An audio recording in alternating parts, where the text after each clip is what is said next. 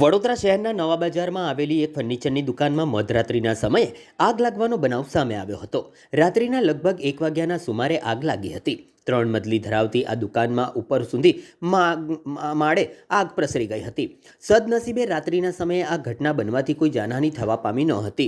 જોકે દુકાનમાં મૂકેલો મોટાભાગનો ફર્નિચર સહિતનો સરસામાન આગની લપેટમાં બળીને ખાખ થઈ ગયો હતો। ઘટના અંગેની જાણ થતાં દાંડિયા બજાર ફાયર બ્રિગેડની ટીમો તાત્કાલિક સ્થળ ઉપર દોડી આવી હતી અને સમયસર આગ કાબૂમાં લેવામાં આવી હતી, જેના કારણે આસપાસની દુકાનોને પણ મોટી દુર્ઘટનાથી બચાવવામાં આવી હતી।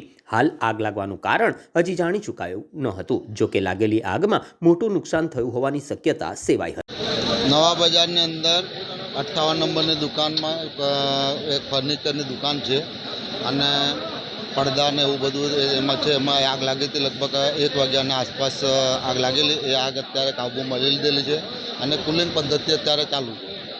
કેટલું માલ સામાનને જાનહાનિ પહોંચી છે, કેવું લાગે? હવે જાનહાનિ તો એમાં માલ તો છે જ, ફૂલ આખો ગોડાઉન ભરેલું છે, ત્રીજો માળ બી ભરેલો છે।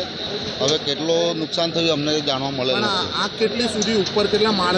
બે માળ સુધી આગ પહોંચી ગઈ હતી અને કાબૂમાં લઈ લીધેલી। અને આજુબાજુની દુકાનને બાજુની દુકાનને બંને બચી ગઈ છે, અમને કોઈ જાનહાનિ છે નહીં।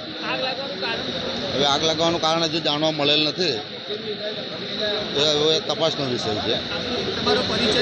મારો પરિચય દાંડિયા બજાર fire station officer Pratap Damor.